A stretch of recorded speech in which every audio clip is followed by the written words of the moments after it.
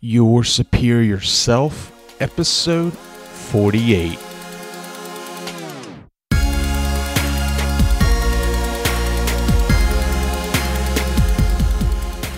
So he was living there, and he was constantly getting into fights with my girlfriend. And so while I was gone on a business trip down to the south to Kanchanaburi, I came back, and he had gotten in a huge fight with her and had strangled her. And so at that point, I was terrified. And the police there in Thailand have kind of a deserved reputation as being bad guys. They do torture people. And so I was terrified of going to them. And in retrospect, I did not have a clear head on me at that time, and I made the wrong decision.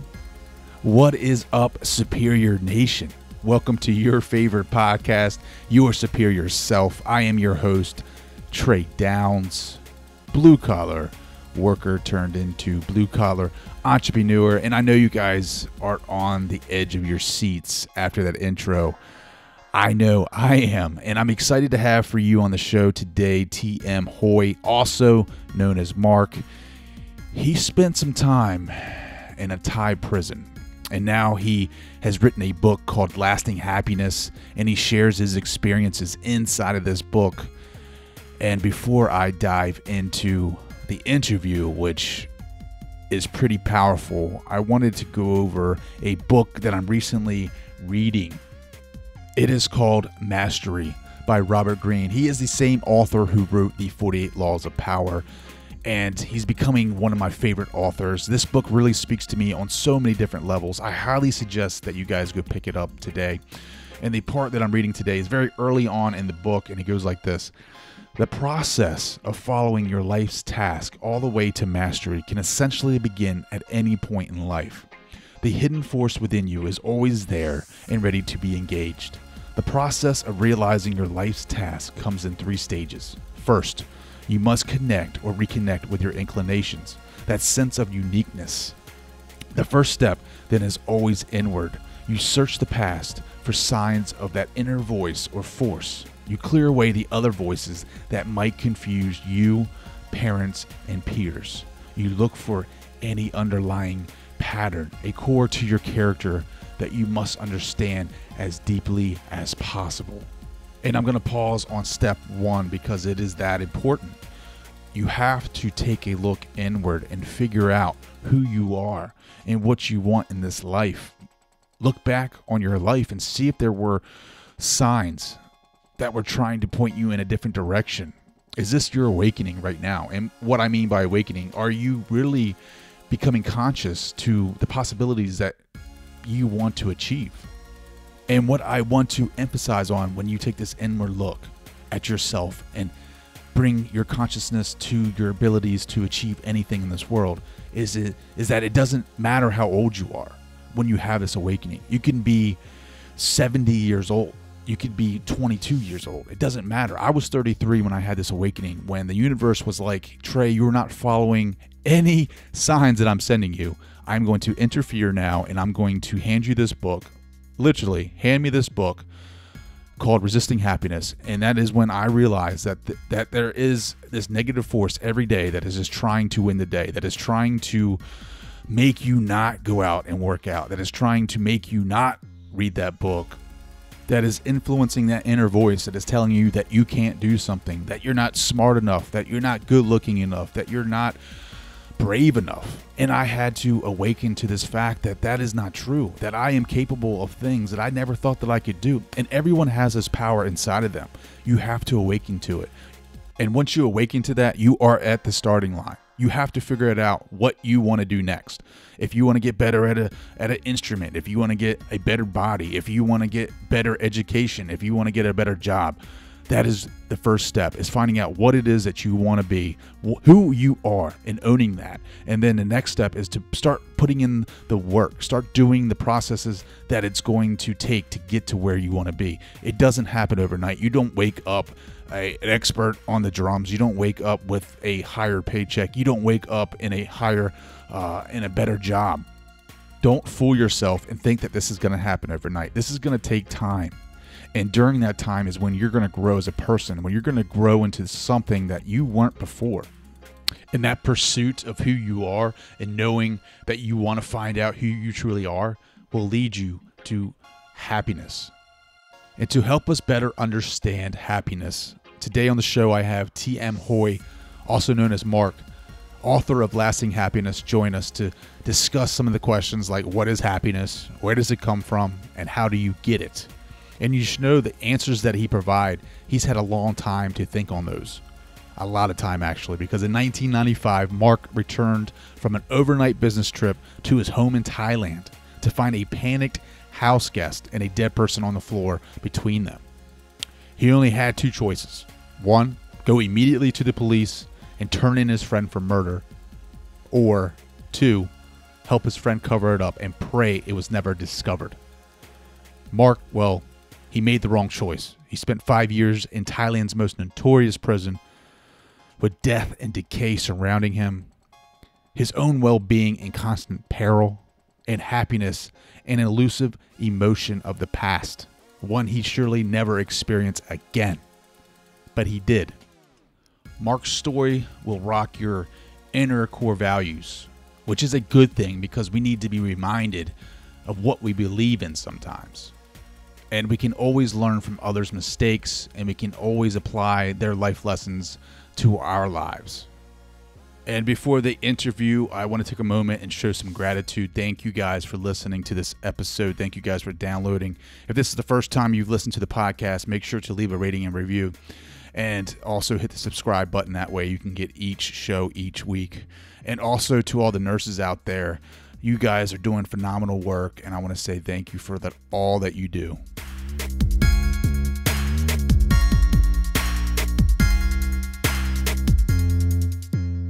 Hey, what's going on, guys? Welcome back to Your Superior Self. Tonight's guest, Mark Hoy. He is very special because he has spent a little bit of time in Bangkok, not on vacation, but we'll get into that a little bit later. But Mark, welcome to the show, buddy. Thank you so much, Trey. I really, really appreciate being here. So for a lot of those listeners out there who are, it's the first time hearing of you and your book, why don't you go ahead and give us like a quick rundown about, not quickly, I guess, but what it's about and what you mean by lasting happiness. Absolutely. Thank you. Lasting happiness, essentially, especially here in the United States, but worldwide, it's a huge problem because people just seem unable to find happiness. And I think the root of it is that we're chasing the wrong things, that what we seek and what we think will bring happiness actually don't. So people are after wealth, they're after fame, they're after power, they're after material things, youth, beauty, all of these things that people traditionally chase or seek. They're just not what leads to happiness. And lasting happiness actually is the product of relationships. And if you step back and you think about, look at your own life, and you really contemplate it, what you're going to find, and because this is nothing new, everybody knows this in their heart, is that happiness comes from healthy relationships. If you've got a good relationship with yourself and you've got good relationships with the people around you, you're going to have the foundation for a good, happy life. And more than that is the elements of intimacy. Really, what is it that makes you happy? Think about that just for a moment. What it is really is doing the things you love to do with the people you love to have around you. That's the essence of it. It's not money. It's not fame. It's none of the things that we normally chase in day-to-day life. You do need to have your basic needs met. And that is another problem, of course, around the world, that a lot of people just don't have their basic needs met. And so that's a big block to happiness. But how I came to this realization was a really horrific experience where I'm surrounded by death and cruelty for years. And it strips away all your illusions. You really have to realize that when you confront your own mortality, when you're face to face every day, knowing that it could be your last minute, you really have a new approach to things, and it really changes the way you look at the world. So this book is the product of a dozen years of real searching and struggle, scholarly work, and kind of all boiled down. And it's kind of like my magnum opus, my way of sharing, and it's something that I really think is important because the world really needs this right now. There's so much unhappiness in the world. There's so much strife, and I think a lot of it comes from people just chasing the wrong things. That's really what it all boils down to, Trey. So you are a happiness expert, and what really makes this interesting is that you spent some time in a Thai prison, correct? Right, correct. And Bang Kwang, how does someone become an expert in happiness after spending 5 years in a Thailand prison? I think that what comes, well, it begins with your relationship with yourself. You begin there. And for me, I reached a point where I was either there was a very, very limited choice in pathways. Most of the people that go to Thai prison spend time there, usually emerge either hopeless heroin addicts, because that's the drug of choice there. They go insane, or they die. And the death rate was just enormous.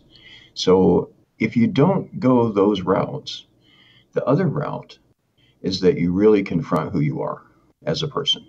And you are forced to look at everything about yourself, which I think, especially as Americans, that we have trouble doing, that we don't like to look at ourselves. We don't like to really examine our lives. And so that was where it began, where I'm looking at myself and I'm going, I don't like what I see. I'm not a good person. And that was where the transformation began. Later, the happiness expertise, if you will, came from my searching to kind of fulfill the essence of what I knew. It's sort of like when you discover something, and I discovered that it was very easy to be happy. It doesn't take much. If you have some love in your life and you've got people that care about you, you've got what you need really right there. And so from that, I'm like, okay, so what does happiness consist of? And looking at it deeply, it says, really, you need three things to be happy and have really healthy relationships. One of them is to have love, another is meaning, and the third is creativity. So if you have those three things in your relationships with yourself, with others, and with your community or the world around you, you've got what you need to be happy. The tools on how you do that, which is what the book really is, all these tools and techniques, those are something that came from years and years and years of scholarship, of reading in many, many different disciplines, the different things that scholars and doctors and philosophers have come up with over the millennia, really, that explain how do you create a happy life. The tools and techniques that you need are not easily found, and that's what my book really consists of. So that's kind of the short version of my journey. Yeah, I mean, that is the short version, but I kind of, and I just kind of want to go over like how you ended up in the prison, because I think it's a good lesson, a good life lesson. So correct me if I'm wrong. So in 1995, you return from an overnight business trip. You go to your home in Thailand. Right. And you find a house guest and a dead person on the floor. Is that right? Not quite. Basically, I had been living in Thailand for quite a while. I was a jeweler, and I'd been, living there, buying and selling gemstones for many years. And so I did return to my house, but I had a guy living with me who I was his conservator. And this is somebody from the United States who wasn't able to read and write. And another dear friend of mine asked me to be a conservator for him, and I agreed. And when I left the United States, I was living in Palm Springs, and I moved to Thailand, and I agreed because he couldn't even use an ATM machine. And so I said, all right, I'll take this guy with me. I'll help him out. And I had a very large house in Chiang Mai. So he was living there, and he was constantly getting into fights with my girlfriend. And so while I was gone on a business trip down to the south to Kanchanaburi, I came back and he had gotten in a huge fight with her and had strangled her. Mm. And so at that point, I was terrified. And the police there in Thailand have kind of a deserved reputation as being bad guys. They do torture people. And so I was terrified of going to them. And in retrospect, uh, I did not have a clear head on me at that time, and I made the wrong decision. And what I decided to do as time went by, and I'm terrified, and I'm looking at this horrible situation where there's my girlfriend dead on the floor. There's this guy that I'm responsible for in my house. And hours went by, and finally it reached a point where I felt like I was committed to it. 6 hours had gone by, and I had not acted. And at that point, I said, "All right, I'm gonna help him cover it up." So we did cover up the crime. We slid her body into the river behind my house. My house is right on the River Ping, about 5 kilometers north of Chiang Mai city. And a week later, it was discovered, and we went to prison. And so from that point onward began my journey, which was 5.5 years in prison in Thailand. Mm. Wow. Thank you for sharing that. That Sure. is pretty intense. So talk about like when you first walked in and you discover this had happened, like what is going through your mind? Just a combination of terror and horror. I had just devastated by it because, this was a woman that I loved, that I cared about. And to see her dead, and I knew that there had been friction between them, but I had no idea that it had reached that kind of intensity. And he strangled her. And so that was just a truly horrific experience. Um, and not knowing, you kind of feel like you just don't know what to do. You don't know when you're confronted with something like that. And for myself anyway, I was not really that self-reflective. I hadn't really lived a life of philosophy, if you will. And so when I was confronted with that situation, you just feel trapped. You just feel this terrible panic. And all that is, you're just consumed with that of how do I get out of this? How do I escape this? And unfortunately, I made a terrible, terrible decision. And that led to 18 years, or altogether, 16 years in prison, Mm. which, I transferred back from Bangkok, in prison in Bangkok, and ended up transferring back to the United States. And I did another 11 years in prison in the United States. Mm. Wow. What did he end up getting? Same exact thing. We were case partners, and we both got identical sentences. Basically, that was a result of the judge. The judge and prosecutor insisted on bribe money. They really didn't want to prosecute. They were very insistent that they wanted money. And when I was arrested, I had $13,000 in my bank account, and that was not sufficient. And they wanted 20 grand at the police station. And I had a week to come up with the other seven, which I just couldn't do. And so then when I went to prison, now there's a judge and a prosecutor that want to be paid. So the price is up to 40,000 US dollars. And there was no way that I could raise that. And so consequently, the judge was insistent. He said, "You either pay me or you're just going to sit here and rot." And finally, after a year, the consul general up there, a guy named Carl, who was a personal friend of mine, the consul at Chiang Mai, the U.S. consul, he said, "This is what I can do." He said, "You're going to die here, Mark." I said, "I know." He said, "I can force the judge to sentence you, but I can't. He's insisting that you plead guilty to murder." And so the police knew better. The documents are clear. Even in Los Angeles, a federal judge, when I transferred back, said, "This is, grossly unjust. I can see that you're not guilty of the crime, but you've pled guilty to it, and it's out of our hands." And I said, "Yeah, I understand that. I understand." So, but in any case, that's the essence of it, and that's But he got the exact same sentence that I did.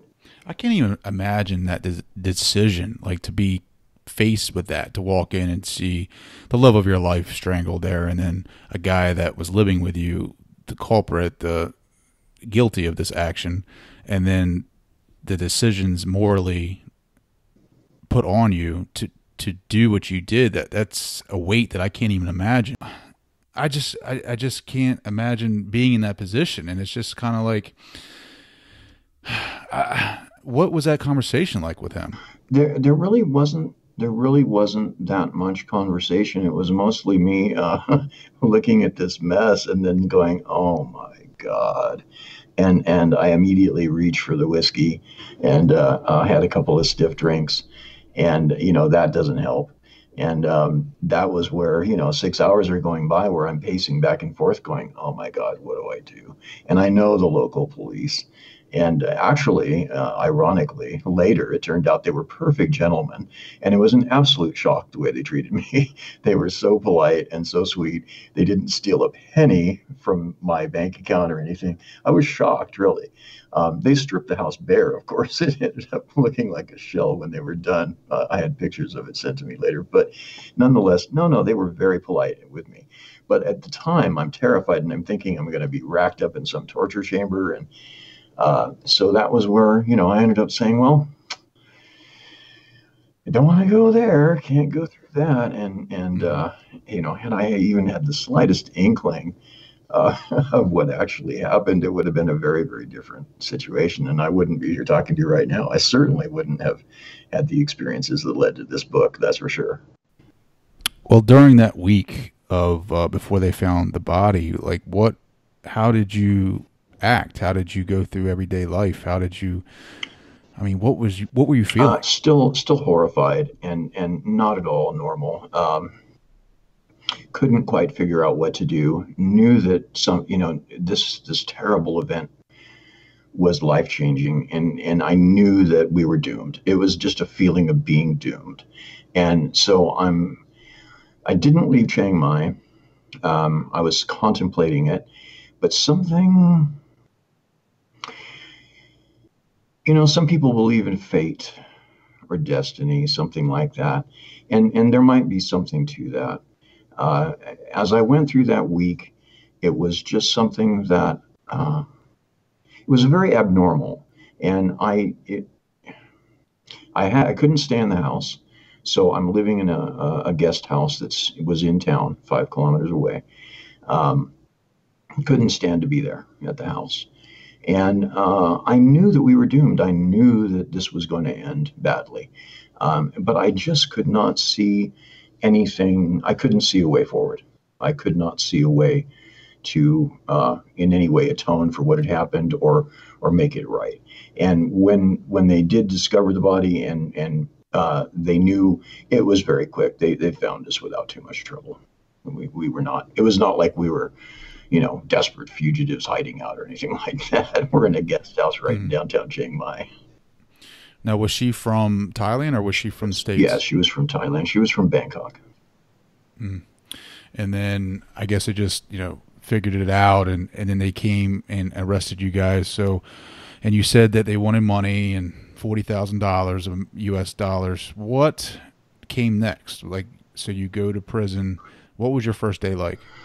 Well, the police station is different. The police station, they have some cells there.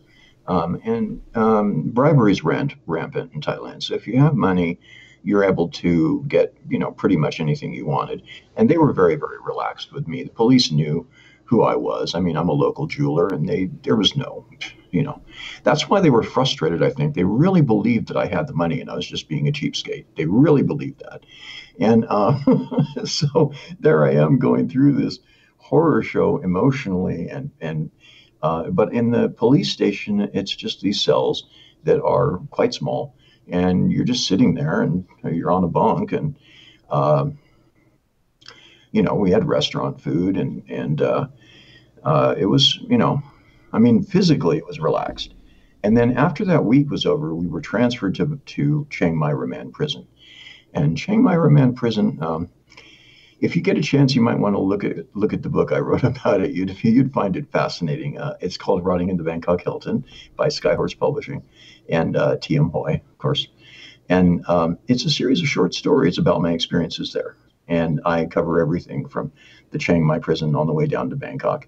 And to sum it all up, Chiang Mai Remand Prison is kind of like, let's see, well, it's a slave labor factory that kills about 30 to 40% of the people that go there. And so every day you have deaths. When I was there was about 1,500 people there. And on average, about 5 to 10 people died every week. And they'd bring a little Chevy Love truck that kind of wheel it through these kind of weird alleyways in the prison itself. Because the prison is just basically these big, it's all of these different things. They make furniture there from illegally logged teak. That's their big thing there. The prison authorities, that's how they make money. And all the prisoners are press ganged into working these factories, except for the foreigners who are kept separate. And so during the day, the ground floor of these huge buildings is all filled with industrial machinery for making furniture and different things and lacquering it. And upstairs are big dormitory style rooms where everybody sleeps on the floor on concrete. And so we were packed in there, 1,500 people into these little chambers, if you will. And you're just surrounded by people dying. And so they feed you really, I wouldn't call it food. It's so bad that actually the cats, they have feral cats that roam the prison to get the rat population under control, and they don't touch it. So bad, wow. The animals don't eat it. And that was what we bathed in dirty river water. And the river Ping is not the cleanest river because they pour their industrial effluents and things into it. And so that's what we bathed in. And people died of tuberculosis, people died of starvation, people died of beatings, people died of peritonitis very frequently, where you swallow some rice and the rice is hard and it pierces your intestines and your intestines leak. And then your stomach swells up and then it bursts and you die. And that was very frequent. And so I was surrounded by that for over a year. I can imagine that's very depressing, and I can't even imagine. It's kind of interesting when you're forced to face mortality that way. It's actually very freeing, and you don't. You're kind of forced to reappraise life itself. And as horrific as the conditions may have been, as far as a character change goes, it was very positive, because you really see life and death struggle, and you see the best in people as well as the worst. And it was a wonderful experience from that perspective. So because you choose, you have to choose who are you really going to be? What is it that's important to you? Do you question your values, you question your vision? And that was the transformative part of that ultimately, you make that choice and you say, yeah, you know what? I'm going to live right. I'm going to do the thing that really matters. I'm going to follow what's important. And you transform. How old were you when you went in? I was 34. 34. And what was the reception for you as being an American in a Thai prison? They really enjoy having us there because they can torture us. The authorities are kind of like, Thai society has long been a colony of the United States. Ever since the Vietnam era, we've been there. The king, actually, the former king of Thailand, was born in the United States and was a U.S. citizen. So we had very deep and long ties to Thailand. But the Thai people feel oppressed, and tourists come there. They're wealthy. They spend a lot of money. The Thai people are very poor. And so they really have, there's a smile and there's a facade, and they treat visitors very, very well. But when they have you in their power, when the roles are reversed, when they're no longer the subservient tourists serving Thais, when they have the ability to control your life, they pour all that out, and you really feel the effect of that. So that was the turnaround. It was pretty dramatic. What were some of the torture techniques that they used? Well, very, very mostly really, really simple stuff. The withholding of food, of course, that was huge. Um, or you just don't get fed, or they feed you stuff that you can't eat. I had to pay bribes to get food in, and so that's a constant struggle. They discover what it is that you don't like, and work on that. Noise is another one, really, really noisy, and no way to filter out the noise, really. And overcrowding. Um, they put, on average, about 10 of us in a room that was about 7 feet by, I guess, about 15, 7 by 15 feet.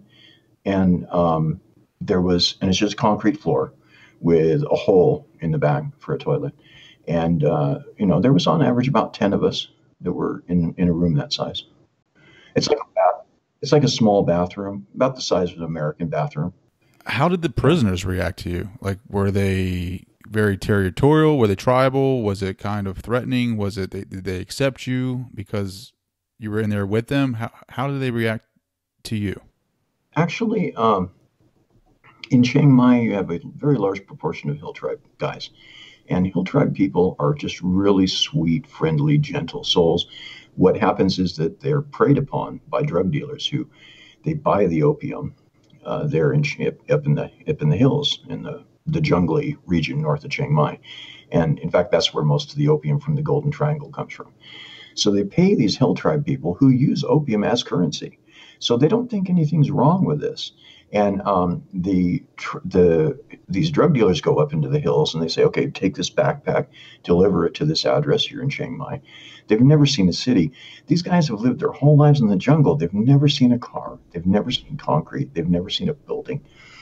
And they're directed to take this backpack and show up in Chiang Mai and deliver it for, laughable sums, $40, $50, which in the jungle is a huge amount of money. But they're risking their entire life. And what happens is they're easy to pick out because they're just staring around them in the city and looking around them in astonishment at this, a modern urban city. And the police just pick them up whenever they feel like it. So these guys are what fills the prison system in northern Thailand. And the hill tribe people are just absolutely wonderful. And it's so sad to see them where they don't speak Thai. They mostly speak English because they get, tourists on elephant. You go up north and you take an elephant trek out into the jungle or whatever. So they pick up English, but they don't speak Thai. They speak their tribal language. So they're completely lost. And unfortunately, they work them to death as slaves. And that's what we were surrounded by, these poor hill tribe guys. And there were Thai prisoners that were the trustees that were nasty. But, the danger wasn't really from the people. The same thing was true in Bang Kwang, which is the death prison where they have executions there, and it's where lifers are sent, which is where we were sent because we ended up receiving a death sentence, and then that was commuted to life. And so when we went down to Bangkok, again, no problem at all from the Thais. Generally speaking, very decent people. And so, no, there was no trouble from prisoners. There was a lot of death, but it was from the conditions. And so you die from diseases, you die from dirty water, you die from dirty food, you die from not having any health care at all, really. And so what would, normally be a little minor cut in the tropics swells up into this terrible infection, and you can't get antibiotics, so you die. And that's the kind of thing that you're surrounded by. The people themselves, there was no problem. I don't have the usual vices. I don't gamble. I don't do drugs. And so I missed out on pretty much all the drama. But you're surrounded by all of this incredible cruelty and death and indifference towards human life. And that was what was transformative. So, What was like your most memorable moment there? the most memorable moment that I had was going this trip down, taking the van. They picked us up in a van at Chiang Mai when we finally got sentenced, and we were moving down south. And there was a hill tribe guy that was in the van with us. And he was so sweet and happy and gentle. And I struck up a conversation with him, and he showed me his paperwork. He didn't even know that he'd received a life sentence. And I'm Wow. reading his court paperwork because I could read Thai in a primitive way. And I explained to him, and I said, I have some bad news for you. You've got a life sentence. And he was like, okay, yeah, no sweat. And I was like, do you understand? Do you really comprehend this?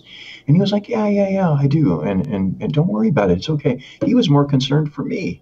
He was concerned at my health and my state of mind. And we chatted, and he was just so at peace with himself and so mellow and relaxed, and just a wonderful energy about this guy. And on that trip, on that journey, which took about 10 hours, that was where it really began for me, when I looked at him and saying, wow, he knows he's going to go to this prison, and he's probably going to die there. He's never going to have touch with his family again. He has received a really grossly unjust sentence, because for him, what he did, he didn't even know it was a crime. He was backpacking opium, which they use as currency up in the hills. And yet there he is with this horrific, future, and this sad, tragic past, and he's completely at peace. And I realized, after talking to him, and he pointed up at the sky, and he's like, look, the sky's not falling. It's not the end of the world. I'm okay. And we're okay. Look at us, we're in decent shape. Uh, uh, and it really stopped me in my tracks. And I really had to think seriously about who I was and what my take on the world was. And that experience with that guy, I think, was the most profound one that I had there in Thai prison. Wow. That really makes you think about where he came from Right, to be in that position, and right. think about all the things that aren't happening to him, that the sky isn't falling and he's breathing and he's above ground, and to be showing gratitude towards life Hmm. when he's getting ready to spend the rest of his life in hell, Right, right. And being okay and being good. and being okay with that. Yeah, and being good, and realizing that, you know what, it's okay.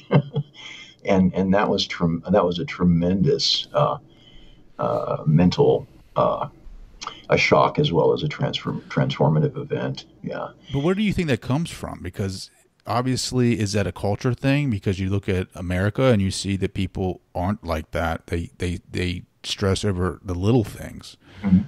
What do you think empowers that? Yeah, part of it's the Buddhism. They have a very strong Buddhist tradition there, and the essence of that is um, mindfulness. Being mindful, and being conscious of being present in the moment, not living in the future, not living in the past, and that's a huge factor. Mm. Another one is, kind of a resignation, an acceptance of one's fate, and not stressing about it, saying, yeah, if this is the way it is, this is the way it is. So there's cultural things, and there's religious aspects of it. But I think also that you have, I think with that particular gentleman, that there are people that are transcendent. There are people that are closer to enlightenment than others, and I think that I just happened to run into one at the right time, who had reached that stage in the journey of life where they're at peace with themselves. Mm. And he was definitely an unusual individual to run into on a prison bus going down south to Bangkok. That's for sure. Have you ever reached enlightenment yourself? I've had many, many interesting experiences that way. I've spent a lot of time uh, in a spiritual search, if you will. And for many years, actually, there in Thai prison, I did shamanism. Um, there's an excellent book called The Urban Shaman by Kahili King. I recommend it to you. And it gives these exercises, and many of them do focus on um, the way that we perceive reality, and changing that, and realizing that there's a lot more dreamlike elements in reality than we think.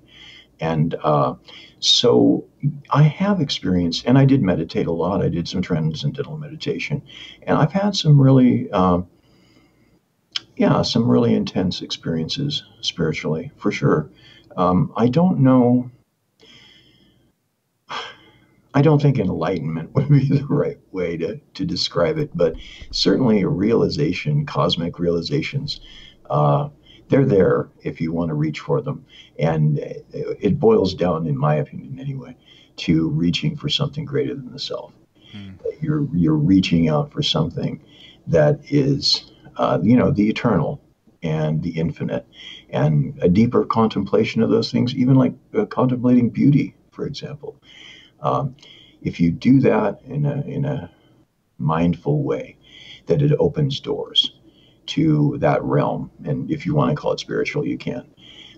But it is something that is beyond the human sphere, beyond our mortality. And yeah, I've been through that door a few times, and feel very grateful that I was able to have those experiences.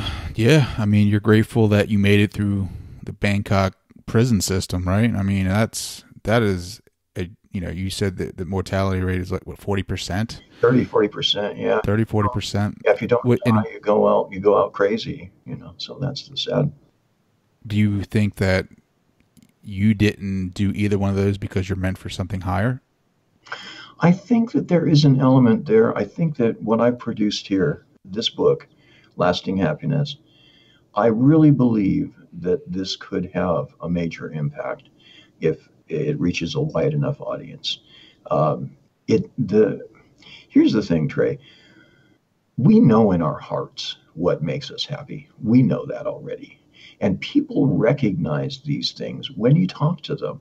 They stop in their tracks and they go, God, you know what? You're right. I know that already. It's like, absolutely. You know what it is in your heart that makes you happy. You don't need to go searching for it. And the essence of what the book does, and the reason why I think I survived, is that this is really important, that people understand that they don't need to do these things. They don't need to spend their life chasing somebody else's dream. They don't need to get involved in these terrible things that, our daily life is filled with all of these things, with strife and conflict and competition and struggle. And it's completely unnecessary especially here in the West, it's just not that hard to make a decent living. And if you've got that, if you've got shelter, if you've got food, and you've got enough to take care of your basic needs, you've got what you need to take that next step and find out, okay, what is it that I really love? What is it that I really care about? And that's what you need to explore. And the book gives all the tools you need to make that a reality, to fulfill that. And so, yeah, I think I did survive for a reason. I think that this is something that needs to be out there, and that people need to read and realize, because it's not so much new as it is simply stopping for a little while and contemplating and thinking through. The tools and techniques are hard to find, for sure, but the essence of the message is very simple, and I think most people recognize the truth of it when they see it. Everybody wants to find happiness. Everybody, that is the mission in life, right? To find mission or happiness. Why is it so hard? Again, it goes back to the fact people are chasing the wrong things. That you hear all of these voices telling you. You've got advertisers, you've got your relatives, you've got people in power, you've got authority figures, and all of them are pushing their own vision of what quote unquote happiness is. So you have people that spend their whole life on a treadmill that are chasing a bigger house and a bigger car. There's people that are after status symbols. There's people that spend all of their time trying to become famous. There's people that are chasing, all of these different things, and they don't lead to happiness. And when you look at your average person, they're trapped in what I call the social game.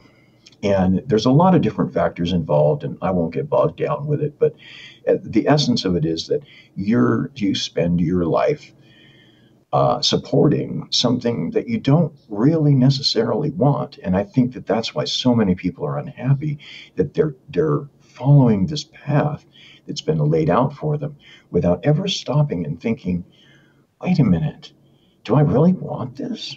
Is this, you know, I mean, take for example somebody who is in a job they don't like. If they were to stop and say, okay, would I be willing to take a pay cut if I was doing something I enjoyed?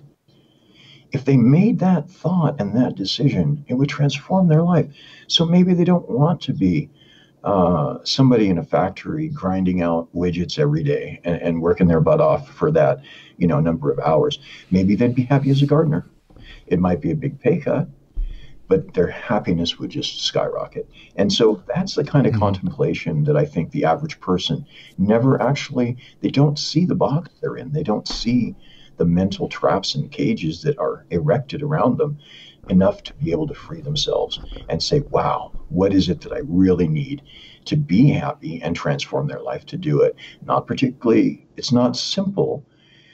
But it is accessible. It's real. They could do it if they wanted to. Did you ever find happiness in the prison? I found a certain amount of contentment. Yeah, I wouldn't say happy.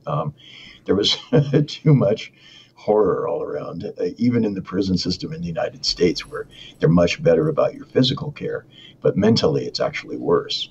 But I did find a contentment because I was working on something important. I wrote 3 different books while I was in prison, and I did a huge amount of research. And I was very, very fortunate. I had my family supported me. They were wonderful. They were there for me. I had some wonderful friends that were there, and very, very, very, very lucky that way, having really good people in my life. And so all of these people were very supportive. And I had books. I had access to different kinds of materials that I needed. And so I was able to make my time in prison very productive. And that was an enormous assistance. And that really transformed the whole experience for me.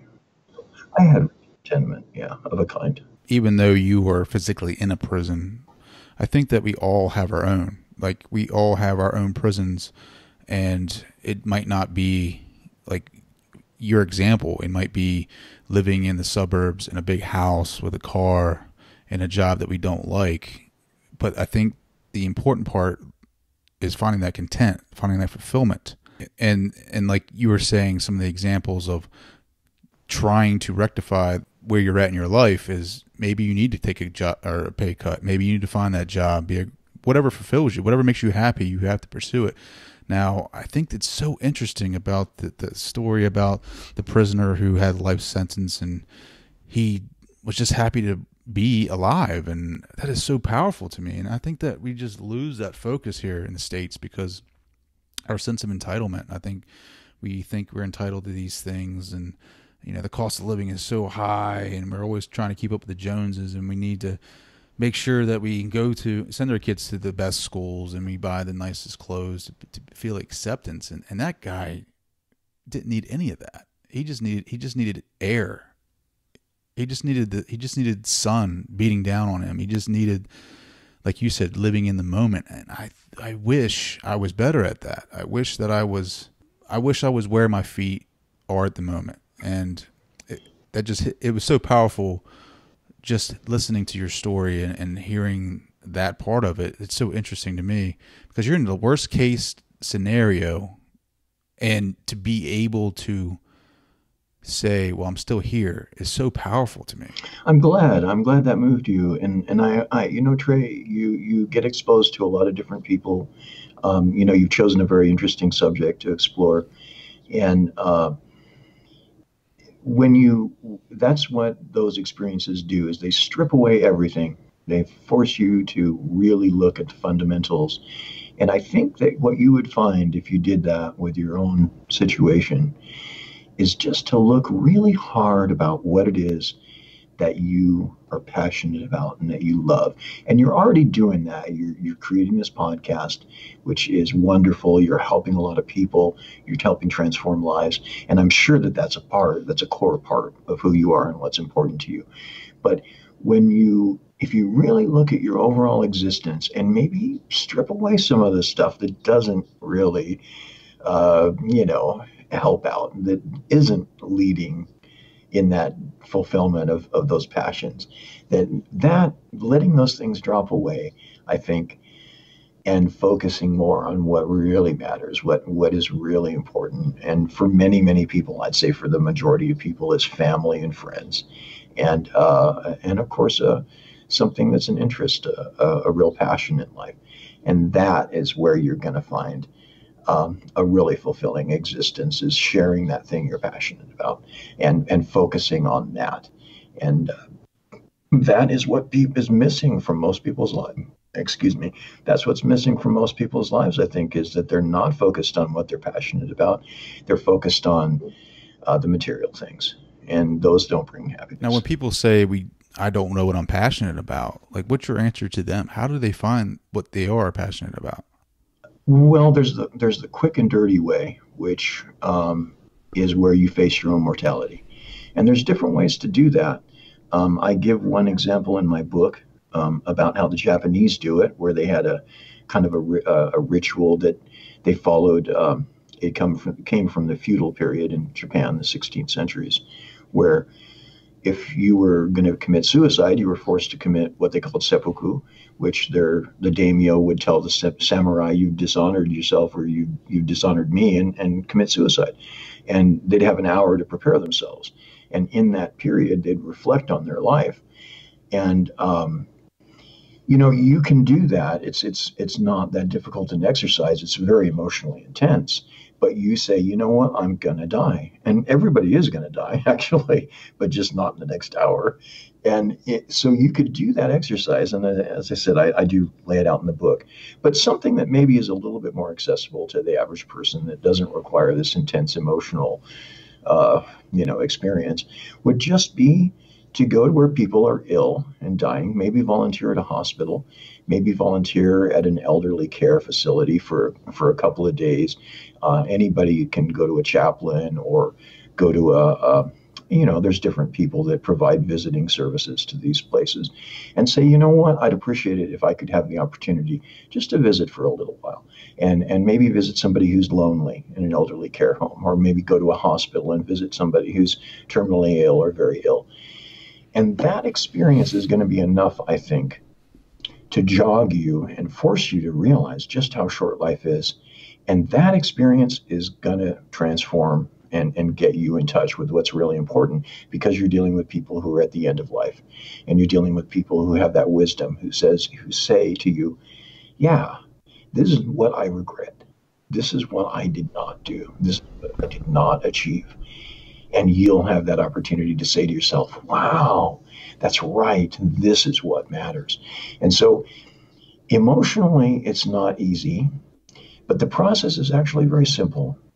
And so for anybody serious about meaning, that's a quick way to find out what's important to you, is just to really confront mortality and say, yeah, what is it that I want to achieve before I die?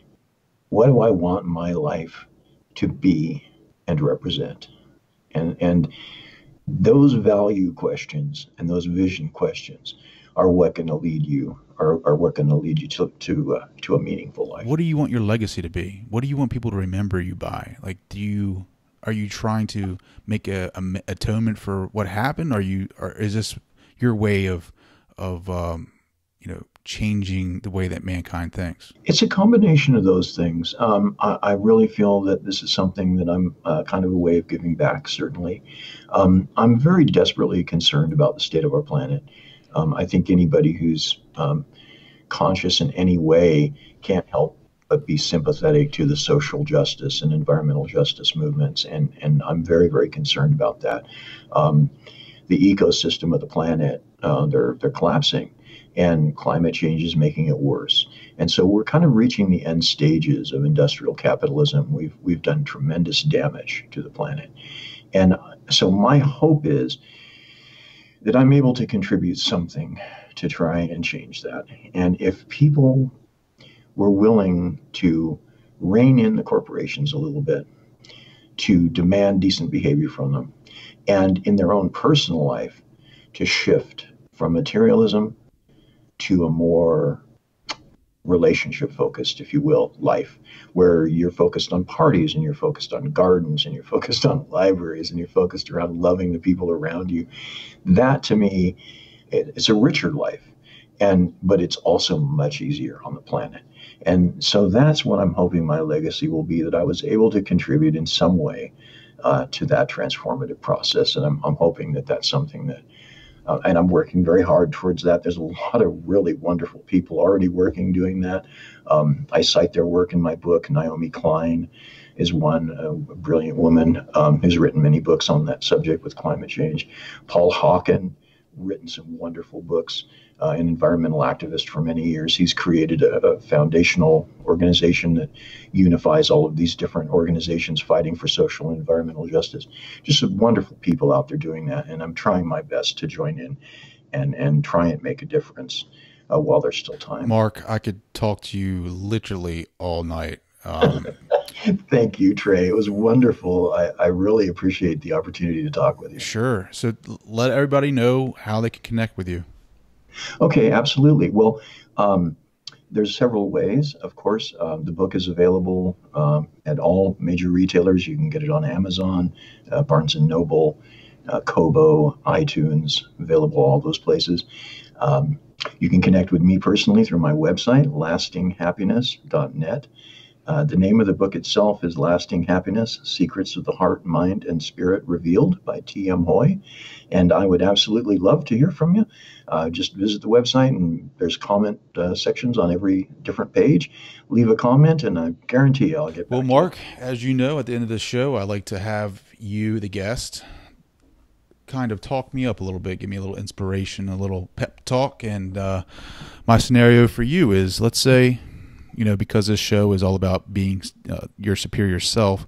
Let's say I might be coming back into society from a prison, or I'm trying to get better. I'm trying to better myself and make up for some of the crimes that I may have committed or may not have committed. Let's say I'm just trying to be a better person. What is your advice for that person? How do I become my superior self? I think at the heart of all of it has to do with empathy and compassion for other people. And so it's about connection. And I think that the best way forward would be simply to find the people that you care about and connect with them and do something decent. And that is going to start a cycle of a virtuous cycle of better and better, where maybe it starts really small. Maybe it's just one person that you get in contact with and you say, you know what? I didn't do right by you. Let me help transform that. Let me change that. Let me make that right if I can. And it starts there. And it snowballs. And so compassion and empathy are the core of an ethical life, really, having empathy and compassion for others. And if you begin that process that way, if you step out of this coercive environment of prison, you leave that environment and now you're back in society.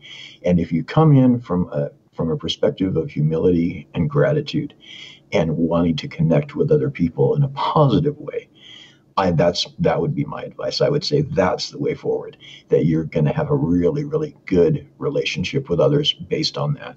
Find something that you care about. Find something that you love doing, and let that be the focus of what you're going to do with your life in a positive way. Help other people do what you love doing already. And that, I think, would be the way forward to make your own little slice of paradise. He is T.M.Hoy, author of Rotting in the Bangkok Hilton, along with Lasting Happiness. Go out and purchase his books. Mark, thank you so much for coming on the show. It truly has been a great experience talking to you. And trust me, I've gotten a lot of powerful insight from your experience. Thank you so much. Absolutely. It was wonderful to be here, Trey. Thank you so much for having me on. And hopefully we'll talk again very soon. Wow, that was a crazy interview. That was an awesome interview. I want to say thank you to Mark Hoy for coming on the show and sharing your story. Pick up his book called Lasting Happiness. Wow. So I've been to Thailand one time, and that was in college. And you don't even realize the dangers that surround you in foreign countries. Like, you just don't understand. Like, I didn't understand, I guess, because of my age and maturity level of the different cultures and the different belief systems that are in place outside of the United States. So to all my world travelers out there, be safe. Make sure you guys do some research before you enter a country. Try to get familiar with their cultures and their society. I know today's interview kind of definitely rocked your core value systems, which I don't think is a bad thing, because we all need to be reminded of what we believe in. So I just want to say thank you for listening to this episode. Thank you for taking the time out of your day, out of your busy week, and hanging out with us and hanging out with me. And if you guys want to follow me on Instagram, you can hit me up on TDowns80. If you want to follow me on Twitter, it's at Downs Trey. Hit me up on Facebook, Trey Downs. I'm starting a new YouTube channel. It's called, obviously, Trey Downs, but it's going to be a little bit different, a little bit raw as far as me putting out rants about my beliefs and my opinions. And so check me out over there. Subscribe to that channel. Hit me up. Let me know what you guys think. All right, guys. I'll talk to you guys next week. Later.